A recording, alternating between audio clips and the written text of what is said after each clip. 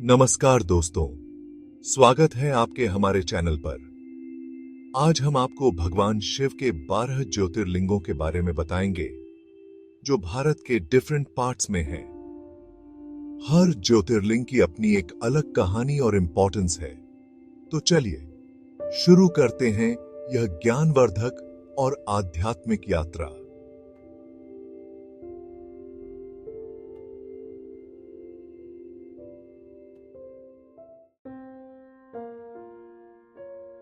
हमारी यात्रा शुरू होती है गुजरात के सौराष्ट्र एरिया से, जहां है पहला ज्योतिर्लिंग सोमनाथ। कहते हैं कि खुद चांद ने इस ज्योतिर्लिंग को स्थापित किया था। सोमनाथ मंदिर सिर्फ आस्था ही नहीं, बल्कि हमारी संस्कृति और विरासत का भी प्रतीक है। यहां आकर जो शांति और दिव्यता मिलती है, उसे शब्दों में कहना मुश्किल है। सोमनाथ ज्योतिर्लिंग के दर्शन से ही मन को बहुत शांति और खुशी मिलती है। हमारी यात्रा अब हमें साउथ इंडिया ले जाती है, जहां आंध्र प्रदेश के श्रीशैलम में है दूसरा ज्योतिर्लिंग मल्लिकार्जुन। पहाड़ियों के बीच बने इस मंदिर को भगवान शिव के गुस्से और शांति दोनों रूपों का प्रतीक माना जाता है। श्रीशैलम की पवित्र पहाड़ियों में बना यह मंदिर एकांत और भक्ति का बहुत सुंदर संगम है। यहां आकर लगता है जैसे प्रकृति भी भगवान शिव की पूजा में लीन हो। हमारी अगली मंजिल है मध्य प्रदेश का उज्जैन शहर, जहां है तीसरा ज्योतिर्लिंग महाकालेश्वर। यह ज्योतिर्लिंग अपने आप में अद्भुत है, क्योंकि यह एकमात्र दक्षिण मुखी ज्योतिर्लिंग है। महाकालेश्वर ज्योतिर्लिंग के दर्शन के लिए हर साल लाखों भक्त आते हैं। यहाँ की भस्म आरती वर्ल्ड फेमस है और इसे देखने के लिए लोग दूर दूर से आते हैं। हमारी यात्रा अब हमें ले चलती है मध्य प्रदेश के नर्मदा नदी के किनारे, जहां है चौथा ज्योतिर्लिंग ओंकारेश्वर। यह स्थान अपनी धार्मिक महत्ता और प्राकृतिक सुंदरता के लिए प्रसिद्ध है। यह ज्योतिर्लिंग एक टापू पर स्थित है और यहां जाने के लिए नाव से यात्रा करनी पड़ती है। नाव की सवारी करते हुए नर्मदा के शांत जल में एक अद्भुत अनुभव होता है।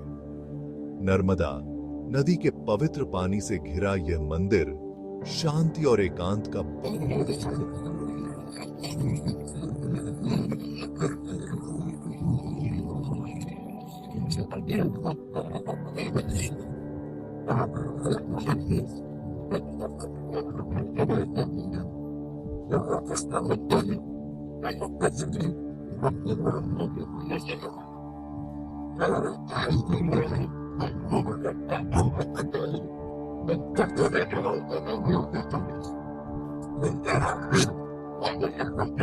है। ऐसा लगता है जैसे हमने अपने अंदर छिपी किसी दिव्य शक्ति को महसूस कर लिया हो। यहाँ की शांति और पवित्रता आत्मा को एक नई ऊर्जा से भर देती है। अब हम चलते हैं उत्तराखंड के हिमालय पर्वत में, जहां है पांचवा ज्योतिर्लिंग केदारनाथ। यह ज्योतिर्लिंग 4 धाम यात्रा का हिस्सा है और यहां जाने के लिए पैदल चलकर जाना पड़ता है। केदारनाथ ज्योतिर्लिंग के दर्शन के लिए हर साल लाखों भक्त आते हैं। यहाँ की प्राकृतिक सुंदरता बहुत ही अच्छी है और यहाँ आकर लगता है जैसे हम स्वर्ग में आ गए हों। केदारनाथ ज्योतिर्लिंग के दर्शन के बाद मन में एक अलग ही शक्ति आती है। ऐसा लगता है जैसे हमने जिंदगी के हर मुश्किल का सामना करने की ताकत पा ली हो। हर के बाहर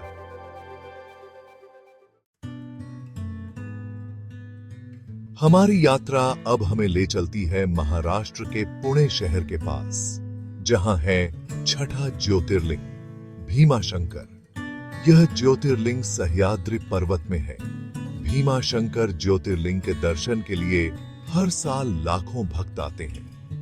यहाँ की प्राकृतिक सुंदरता बहुत ही अच्छी है और यहाँ आकर लगता है जैसे हम प्रकृति की गोद में आ गए हों।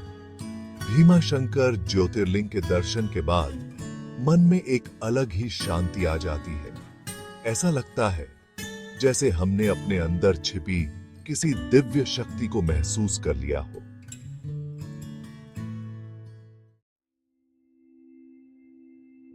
अब हम चलते हैं उत्तर प्रदेश के पवित्र शहर वाराणसी, जहां है 7वां ज्योतिर्लिंग काशी विश्वनाथ। गंगा नदी के किनारे पर बना यह मंदिर हिंदू धर्म के सबसे पवित्र स्थानों में से एक माना जाता है। काशी विश्वनाथ ज्योतिर्लिंग के दर्शन से ही मन को बहुत शांति और खुशी मिलती है। हमारी यात्रा अब हमें ले चलती है महाराष्ट्र के नासिक शहर के पास, जहां है 8वां ज्योतिर्लिंग त्र्यंबकेश्वर। यह ज्योतिर्लिंग गोदावरी नदी के शुरुआती जगह के पास है। त्र्यंबकेश्वर ज्योतिर्लिंग के दर्शन से ही मन को बहुत शांति और खुशी मिलती है। अब हम चलते हैं झारखंड के देवघर शहर, जहां है 9वां ज्योतिर्लिंग वैद्यनाथ। इसे बैजनाथ भी कहते हैं। वैद्यनाथ ज्योतिर्लिंग के दर्शन से ही मन को बहुत शांति और खुशी मिलती है। हमारी यात्रा अब हमें ले चलती है गुजरात के द्वारका शहर के पास, जहां है 10वां ज्योतिर्लिंग नागेश्वर। यह मंदिर अपनी अद्वितीयता और पवित्रता के लिए प्रसिद्ध है। कहते हैं कि यहां भगवान शिव ने नागों के राजा दारुका को वरदान दिया था। इस वरदान के कारण यह स्थान नागों के लिए विशेष महत्व रखता है। नागेश्वर ज्योतिर्लिंग के दर्शन के लिए हर साल लाखों भक्त आते हैं। यहाँ की भीड़ और श्रद्धा देखने लायक होती है। यहाँ का वातावरण शांत और पवित्र है और यहाँ आकर लगता है जैसे हम भगवान शिव के चरणों में बैठे हों। मंदिर के आसपास का प्राकृतिक सौंदर्य भी मन को मोह लेता है। नागेश्वर ज्योतिर्लिंग के दर्शन के बाद मन में एक अलग ही शांति आ जाती है। यह शांति आत्मा को गहराई से छू जाती है। ऐसा लगता है जैसे हमने अपने अंदर छिपी किसी दिव्य शक्ति को महसूस कर लिया हो। यह अनुभव जीवन को एक नई दिशा देता है। अब हम चलते हैं तमिलनाडु के रामेश्वरम शहर, जहां है 11वां ज्योतिर्लिंग रामेश्वर। कहते हैं कि यहां भगवान राम ने लंका जीतने के बाद शिवलिंग स्थापित की थी। रामेश्वर ज्योतिर्लिंग के दर्शन के लिए हर साल लाखों भक्त आते हैं। यहाँ का वातावरण शांत और पवित्र है और यहाँ आकर लगता है जैसे हम भगवान राम और शिव दोनों के चरणों में बैठे हों। रामेश्वर ज्योतिर्लिंग के दर्शन के बाद मन में एक अलग ही शक्ति आती है। ऐसा लगता है जैसे हमने जिंदगी के हर मुश्किल का सामना करने की ताकत पाली हो। पार्सर ही है।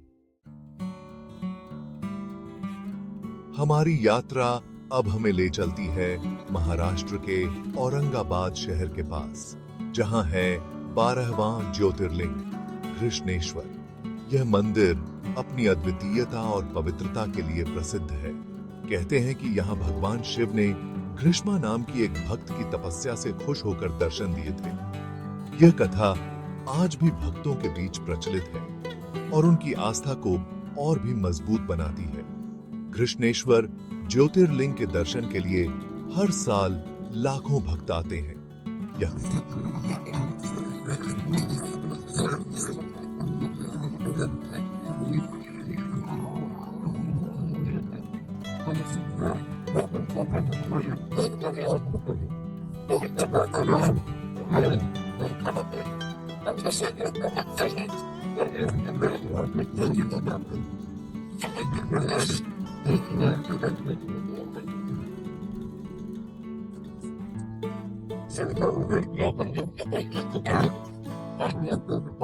छिपी किसी दिव्य शक्ति को महसूस कर लिया हो।